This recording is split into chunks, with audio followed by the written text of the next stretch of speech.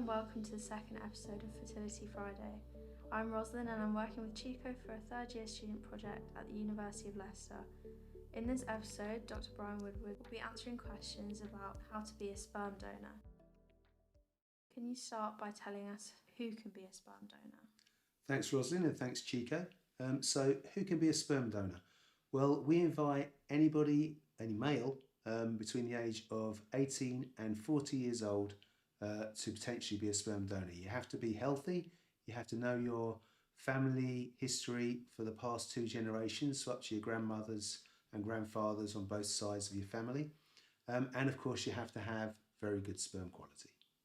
There is currently a shortage of donors in the UK. How does this affect your business and clients? Yes, that's a problem. So often we have to go out of the UK to places like Denmark and the USA because they have quite good sperm banks. Now what we've done here in Leicester at X&Y Fertility is we set up our own sperm bank, so we are slowly getting some really good quality donors available for clients, but there is a shortage, so we are always advertising for anybody that feels altruistic and can help a couple who can't have a family to have a family by donating their sperm to please come forward. So in the UK, what are the regulations in place that potential sperm donors should be aware of? Well, I think we're the most heavily regulated of all the countries, but that's a good thing. So the donors are protected, and of course anybody receiving donor sperm is protected by our laws, and we have a regulatory body called the Human Fertilisation and Embryology Authority who regularly inspect this.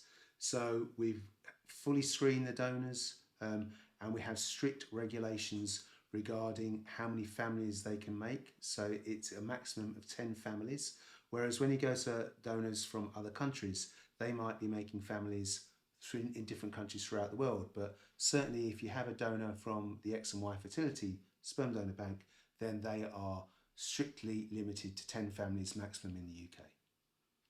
You mentioned that the donor could possibly be identifiable. How would this work? Yes, so we got rid of anonymity in the UK in 2005. This is because babies were being born, and when they grew up, they have a right to know who their biological father is.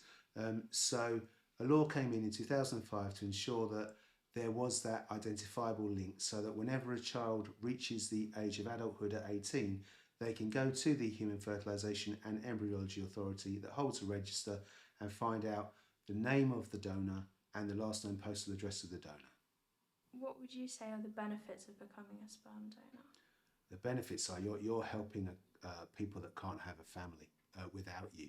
So it is one of the most precious gifts you can give, is the gift of life. So if you can give your sperm to help a couple have a family, or even a solo parent have a family, then they are so grateful to you. Thank you very much for your time, and thank you everyone for listening. If you'd like more information about X&Y Fertility or have any questions about this service, please visit their website at xyfertility.co.uk.